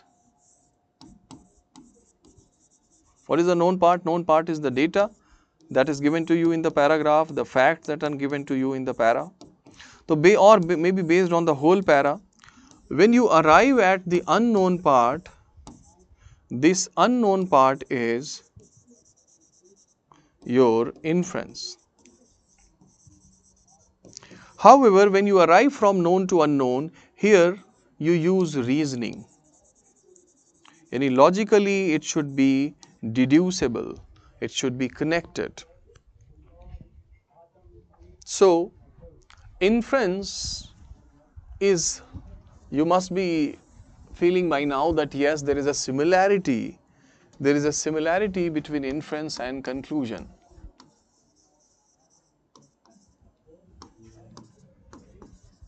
Because in conclusion, again, we arrive on the basis of the given data at the main point. In the inference, again, I am saying that arrive at the unknown new piece of information on the basis of the given piece of information. Let me first cite some examples, some simple examples for inference, and then I will tell you the difference between inference and the conclusion. You see, you all are listening to me right now, sitting at your place and attending this class and listening to me. On the basis of this piece of information, I can say that at this time, you cannot be present elsewhere, physically cannot be present elsewhere. And that is valid because you are sitting at one place and listening to me. So at the chances of you being present at some other places right now, apart from your place, is totally zero. That is the reasoning we follow here, because physically you can't be present at two places at the same time. So this is a valid inference. So valid inference, it means any logical deduction based on any piece of information given in the passage. Is that clear? Let me cite another example. Suppose you are told that the sun is out in Delhi. This is the known fact. This is the known part. The sun is out in Delhi. On this basis, you can make a valid inference about the unknown that it must be daytime. In Delhi, it must be daytime.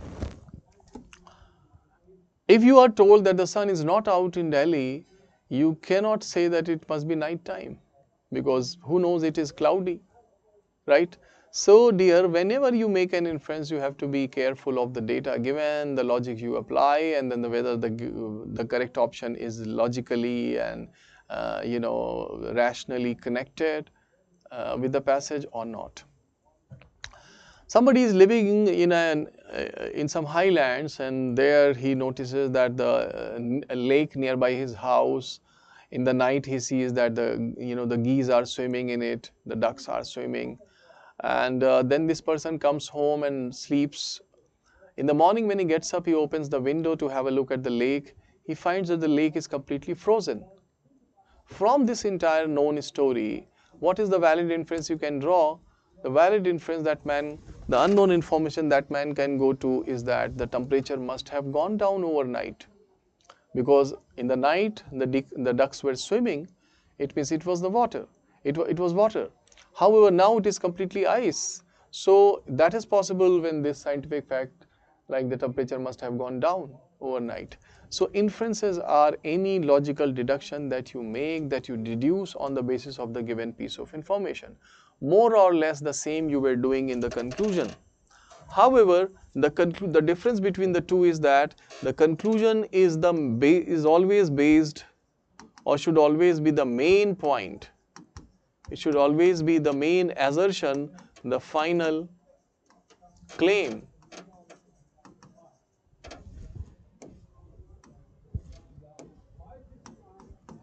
However, an inference does not have any such rider, any such condition that it should be the main claim or final point. It could be just a logical or any logical deduction, and I believe each of you know the deduction. It is just the outcome based on any piece of information given in the passage. That is the difference between the two. To simplify it further, I give you an example. Let's say that an author in this, let's say scientist, wants to prove something. He has mentioned in this research paper that he mentioned that A leads to B, and then he mentions B leads to C. And this way he goes on, and then he writes his final conclusion. And his final conclusion is hence XYZ.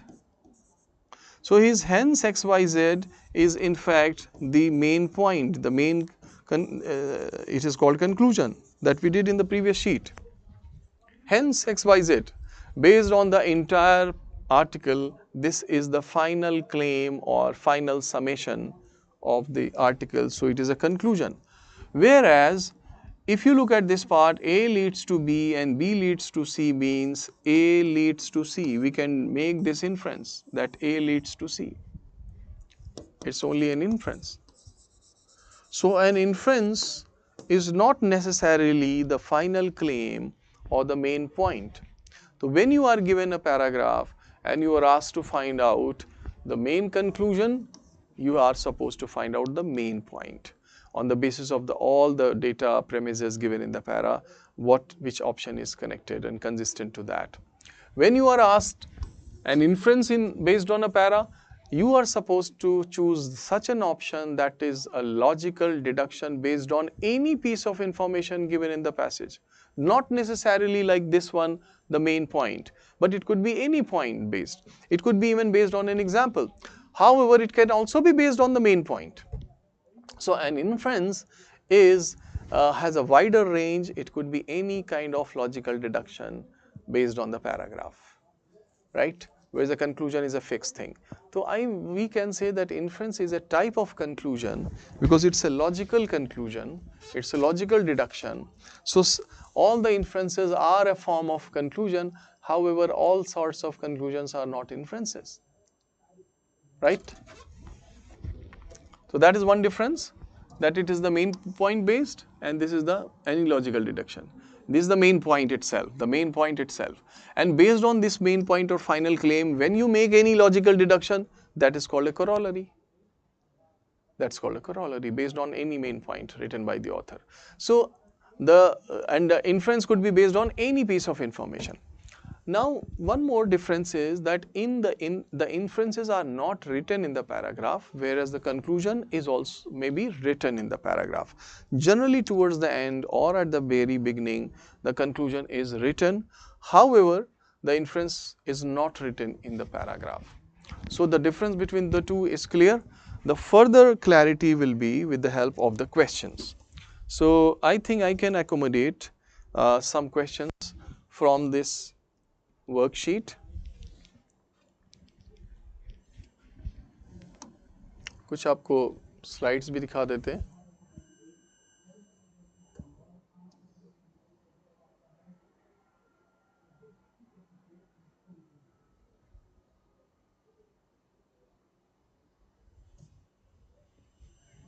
So what is an inference?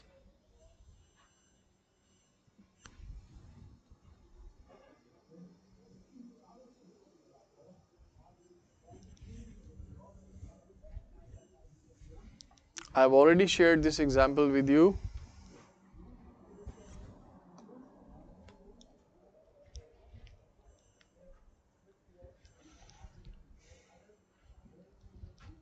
The example of the lake I have given you, last night ducks were swimming in it. The lake near your house is now completely frozen. It means the temperature has gone down. Everyone who attends this class will be more informed about inference and assumption. Rahul attended this class, so of course Rahul is more informed about inference and assumption, right? That's a valid deductive inference. So simple inference and complex inference. There is no, it's not like in the literature of inference there are two divisions. No, I am telling you simple and complex inference just to, for the ease of learning, that some of the inferences, while reading the paragraph, it will be clear to you. So when you come to the option, the correct option, there will be no problem because you can establish the immediate connect with the paragraph, with the relevant part of the paragraph. With the complex inference, as the word suggests, as the name suggests, this connection will not be so easy and not be so direct. However, it will be indirect. A few steps in logic you will have to take. right? So this inference, like whenever you do a mental activity, in inference you have to do the mental activity because you are coming to another perspective, another piece of information on the basis of the given information. So in the complex inference there will be this connectivity. However, the connectivity will always be there in an inference, but this connectivity will not be so immediate. आप जो बात, जो निष्कर्ष, जो तार्किक inference निकालेंगे, logical inference, उसका connection कुछ कुछ क्वेश्चन में बहुत आसान होगा, कुछ क्वेश्चन में थोड़ा सा मुश्किल होगा, जैसे कॉम्प्लेक्स इन्फ्रेंस कहते हैं. एग्जैक्टली लाइक जैसे कभी आप कोई लो हैंगिंग फ्रूट है, let's say, just imagine it's a fruit, though it looks like very weird, exotic kind of fruit, you just imagine. तो you want to see that what is the genesis, इसका connection ये कहाँ से आ रहा है. तो you start following the fruit, you go to the twig, from the twig you go to the sub branch, to the sub branch to the main branch से फिर you go to the trunk, and from the trunk then you go to the root of this tree. So you notice that okay, the root is the genesis of this fruit, but you have to cover the distance. इसलिए इसको हम बोलते हैं complex. Complex में immediate connection नहीं होगा. So what is an inference is clear. Let's now go to the sheet and solve some of the examples. So all of you are supposed to open this critical reasoning based questions inference sheet. The number one, so some students need to write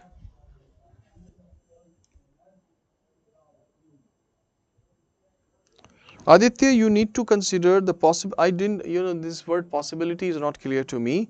However, I must tell you that possibility should not be used. Rather, it should be a certainty, because it's a type of conclusion. In conclusion, you should always be certain with the given data, but the inference will be based on some piece of information given in the passage.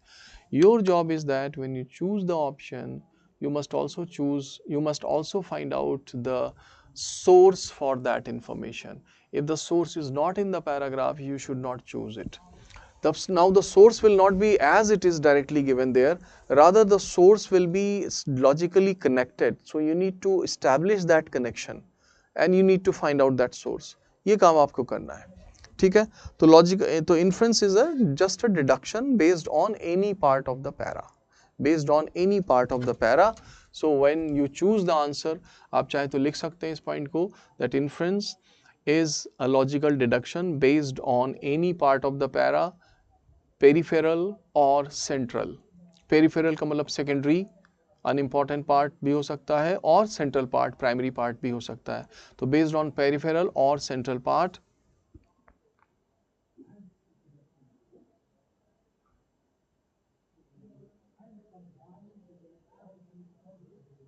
so the correct option should always have the logical connection with the para. It should have the logical connection with the para. The data must be given in the para.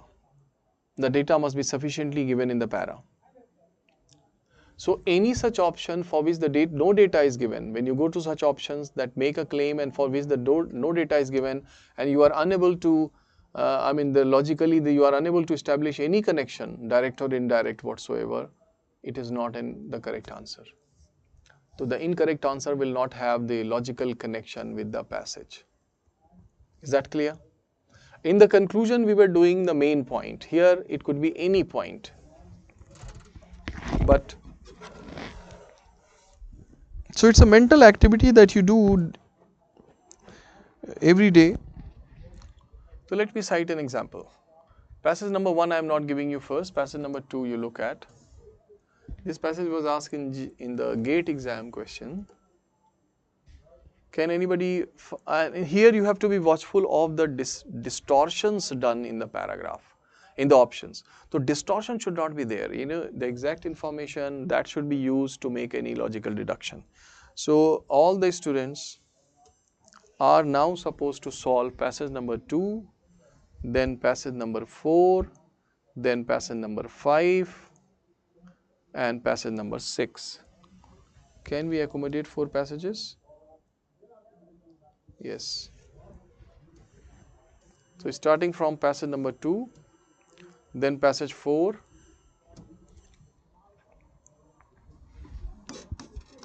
we're supposed to solve passage 2, passage 4, passage 5, and then passage 6.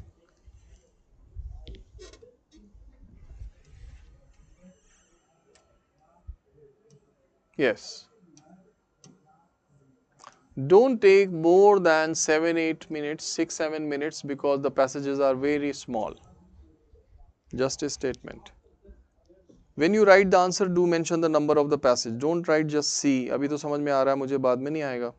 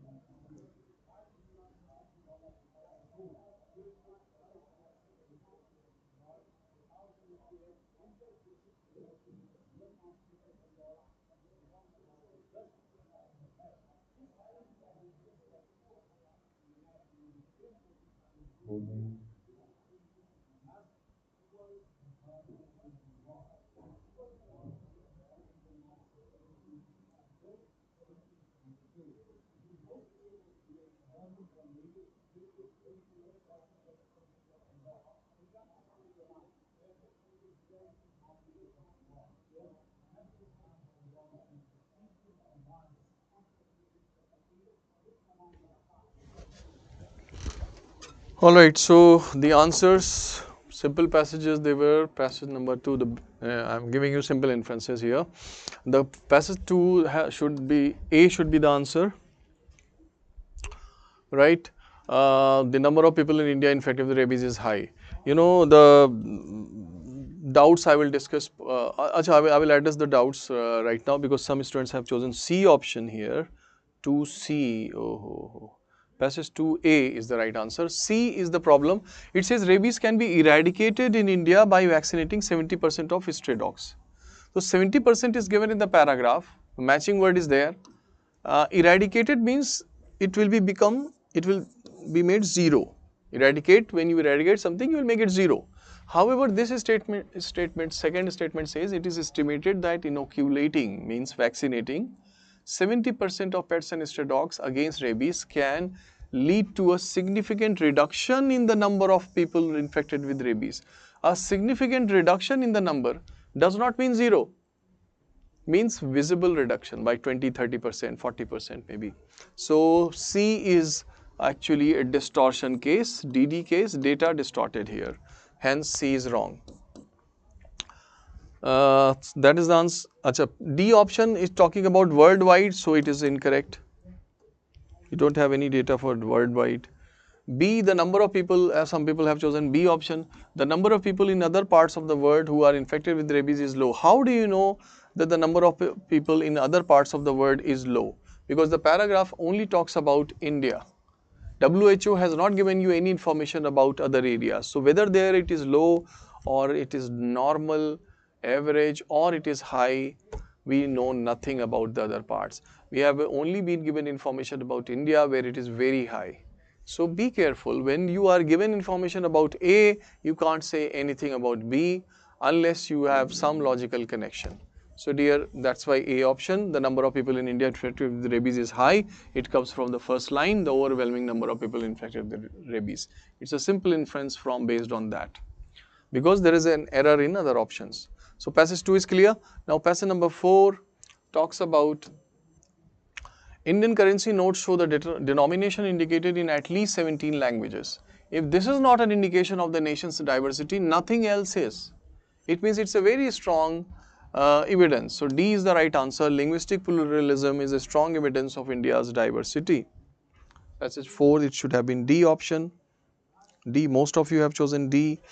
I haven't come across anyone choosing a wrong answer here. So fourth D, yes.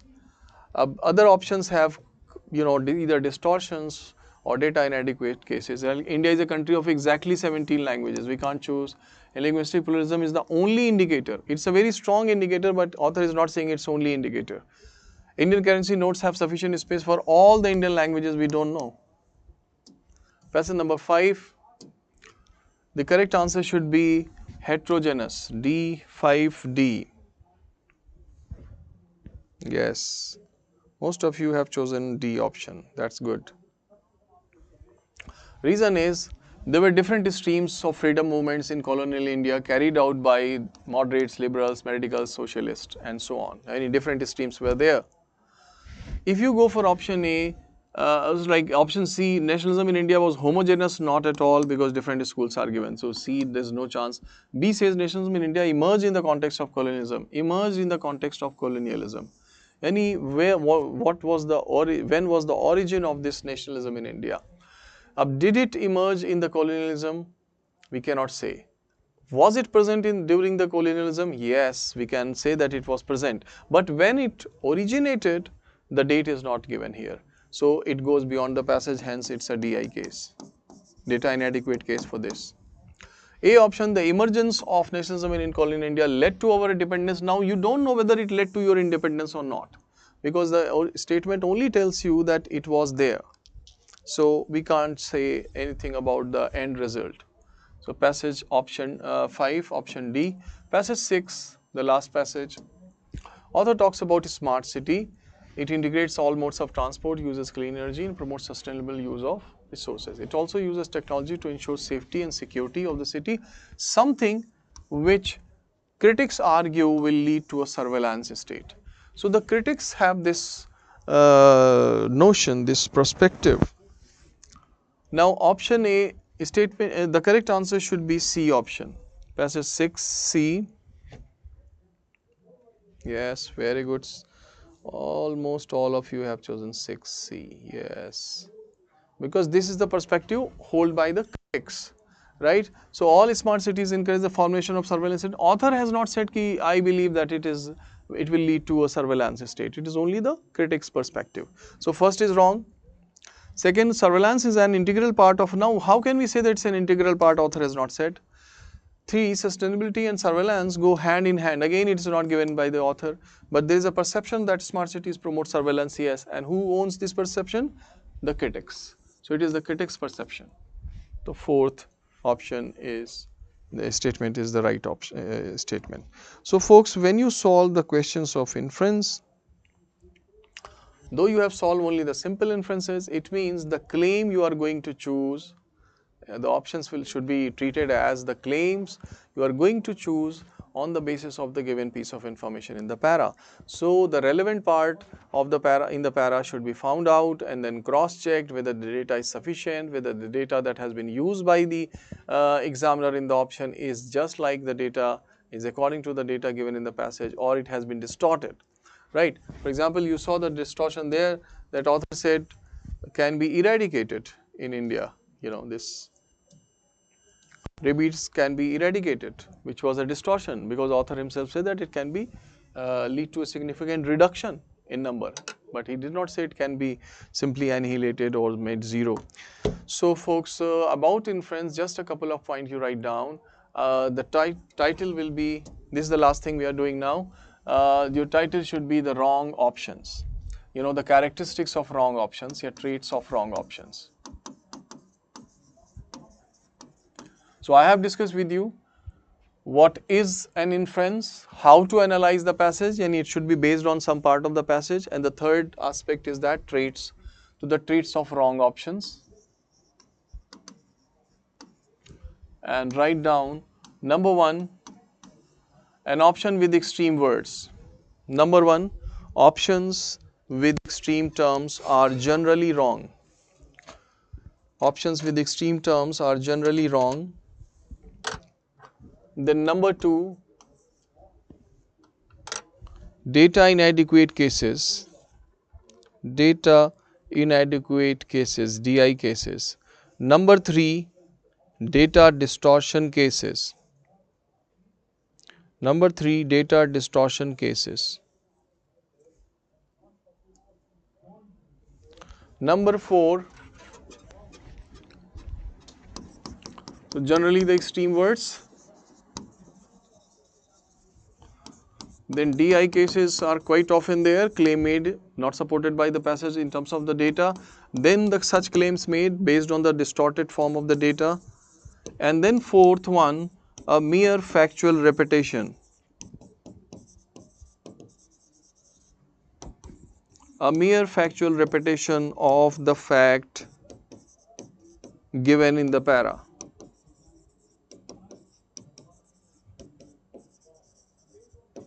A mere factual repetition like verbatim, just जो भी कहा गया उसको as it is दे दिया. Suppose the author has said in the passage that small things are beautiful and the inference says small things are beautiful, not correct inference because it is repetition. However, repetition of the data is one thing, whereas the perspective simplification is another thing, and it should not be mistaken as repetition of fact. Right? For example, in this passage, passage number 2, the overwhelming number of people infected with rabies in India has been flagged by the WHO. From this, we get the idea that the number is very high. However, this simplified version, option A, the number of people in India infected with rabies is high, is a simplification of overwhelming number. So this is the perspective simplification. Representing the things in another words or simplified version. Here again we do the mental activity, but a factual repetition as it is should not be chosen. For example, if this first line has been just cut, copy and pasted here as an inference option should not have been chosen. So if I say simple inference, if I say that this pen is unique, valid inference will be that this pen is not a common pen. Yeah, this pen is an uncommon pen. That's a valid inference. That's not a factual repetition. So verbatim as it is, the word to word copy will be never taken as an inference. Rather, it will be factual repetition. That's it. 4 out of 4 is good score. Very good, Sukanta, Aditya, Madhumita, and other students who have missed one question. Not to think बहुत ज़्यादा issue नहीं है, ठीक है. 3 out of 4 is also good. I will see how you solve the other questions, and especially the complex inference or the critical inference questions. So post lunch we will discuss those questions. See you then.